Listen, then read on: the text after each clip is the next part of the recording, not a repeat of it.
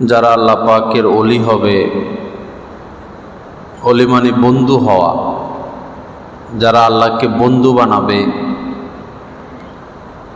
তো তাদের ব্যাপারে আল্লাহ পাক কোরআনে কারিমে সুসংবাদ দিয়েছেন। লাহুমুল বুশরা ফিল হায়াতি দুনিয়া ও ফিল আখেরা, দুনিয়া এবং আখেরাতে তাদের সুসংবাদ আর সুসংবাদ, সুসংবাদ আর সুসংবাদ। লা খাউফুন আলাইহিম ওয়ালা হুম ইয়াহজানুন, তারা কোনো ব্যাপারে ভয় পায় না, চিন্তিত হয় না, পেরেশান হয় না, অস্থির হয় না। লাহুমুল বুশরা ফিল হায়াতি দুনিয়া ও ফিল আখিরা ওয়া যালিকাল ফাউজুল আযীম। আল্লাহ পাক বলেন এটাই মহান সফলতা। মানুষ মৃত্যুকে ভয় করে, কবরকে ভয় করে। যাদের সাথে যারা আল্লাহকে বন্ধু বানায়, তো এই কবর না, এটা হলো শ্বশুর বাড়ি। তাদের জন্য কবর কি? শ্বশুর বাড়ি। কিসের আর কবর? প্রথমেই দুনিয়ায় থাকতেই যারা আল্লাহর ওলি, তারা দেখতে পারে যত দূর তার চোখ যায় অত দূর ফেরেশতারা তাকে স্বাগতম জানানোর জন্য দাঁড়াইয়া থাকে। যত দূর নজর যায় অত দূর ফেরেশতারা দণ্ডায়মান থাকে তার ইস্তেকবাল করার জন্য, অভ্যর্থনা জানানোর জন্য। যেমন রাজা বাদশারা আসলে সেনাবাহিনীরা দাঁড়ায়, লাল গালিচা বিছানো হয়, এরকম খুব সম্মানে তাকে। বাচ্চা ঘুমায় গেলে মা তার মুখ থেকে নিজের স্তন যেভাবে সরাইয়া নেয়, বাচ্চা টের পায় না। অলিরা দুনিয়া থেকে এমনভাবে বিদায় নেয় কোনো টেরই পায় না। মৃত্যুর যন্ত্রণা বলতে কিছু নাই তাদের জন্য, মৃত্যু যন্ত্রণা বলতে কিছুই নাই। তাদেরকে জান্নাত দেখানো হয়, জান্নাতের নাজ নিয়ামত, হুর গিলমান, এগুলো দুনিয়াতে থাকতেই দেখানো হয়। তো এগুলো দেখতে দেখতেই এই ফাঁকে তাদের জান কবজ হয়ে যায়। তাদের জন্য শুধু সুসংবাদ। আর যারা পাপী, অপরাধী, কাফের, মুশরিক, তারা জীবিত থাকা অবস্থায় তারা দেখে যে বিবস্ব চেহারায়, কুৎসিত চেহারা আকৃতি নিয়ে ফেরেশতারা আসে এবং দুর্গন্ধ ছড়াইতে থাকে। যত দূর তাদের নজর পড়ে তত দূর তারা এই ফেরেশতাদেরকে দেখে বিবস্ব চেহারা। তখন এরা লাফালাফি করে, উঠা বসা করে, ছুটাছুটি করে, এদের চোখ এরকম ঘুরে, শক্তি থাকলে বসে যায়, মাথা নাড়ানাড়ি করে, দেখতেছে এখনো সে জীবিত। যখন মালাকুল মউত জান কবজ করবে, রুটা ধরবে, তখন রুও ছুটাছুটি করে, রু বের হতে চায় না।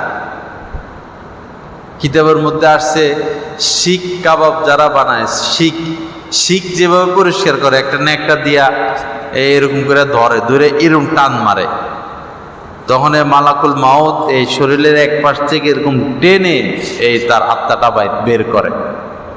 আত্মা বের হতে চায় না। পরে দুর্গন্ধযুক্ত চট দিয়া, তার রুটাও তো দুর্গন্ধ, এটাকে পেঁচাইয়া পরে উপরের দিকে নিতে যায়। আকাশের দরজা তাদের জন্য খোলা হয় না, সবাই লানত করতে থাকে। তখন তাকে সিজ্জিনে পৌঁছায় দেওয়া হয়, একবারে নিচে।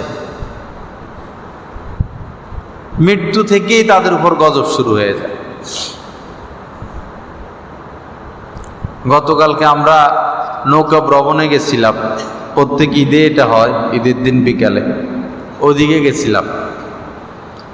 পরে একটা খবর পাইছি সেদিকে একটা গোরস্থান আছে, সুদখোরের গোরস্থান। নাম হয়েছে, ওই গোরস্থানের নাম হয়েছে সুদখোরের গোরস্থান, সুদখোরের গোরস্থান নামে এটা। মানে ওই এলাকায় একজন সুদখোর ছিল প্রসিদ্ধ। পরে শেষ জীবনে তার আশা যে জীবনে তো ভালো কাজ করি নাই, তো অন্তত একটা গোরস্থান বানাই,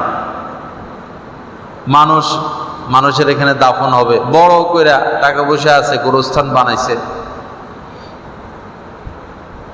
পরে সে মারাও গেছে, তাকে ওই গোরস্থানেই দাফন করা হয়েছে। তারপরে আর কোনো মানুষকে সে জায়গায় দাফন করা হয়নি। তার আত্মীয় স্বজনকেও সেখানে দাফন করে নাই। কোনো মানুষ এটা দেখতে পারে না। ওই গোরস্থানের নামই দিয়ে দিছে সুদখোরের গোরস্থান। তো বহু মানুষ ওই জায়গা দিয়ে যাওয়ার, আশপাশে পানি, নদীর পাশে, তো মেঘনার পাশে, ওই পাশ দিয়া নিরালা গভীর রাত্রে অথবা দিনের বেলায় যখন নীরব থাকে, যাওয়ার সময় তার আর্তনাদ শুনছে। কবরের ভিতর থেকে তার আর্তনাদ ভেসে আসে যে আমাকে বাঁচাও, আমি অনেক কষ্টে আছি, আমাকে অনেক শাস্তি দেওয়া হচ্ছে, আমাকে বাঁচাও, আমাকে বাঁচাও। বহু মানুষ নিজের কানে তার আর্তনাদ শুনছে, ওই এলাকার মানুষ। উপায় নাই, সামান্য একটু সুদ, কয় দেরহাম যেন খাইলে মায়ের সাথে 36 বার ব্যভিচারে লিপ্ত হলে যে গুনাহ, সামান্য একটু সুদ খেলে এর থেকে বেশি গুনাহ। কিভাবে সম্ভব একজন মুসলমানের দ্বারা সুদ খাওয়া?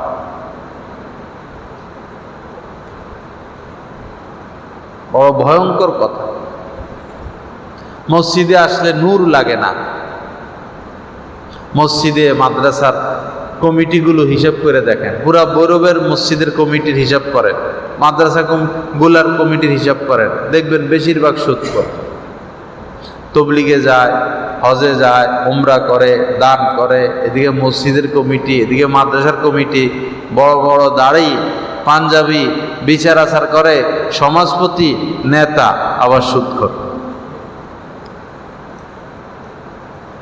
কি উপায়? আল্লাহ হেফাজত করেন।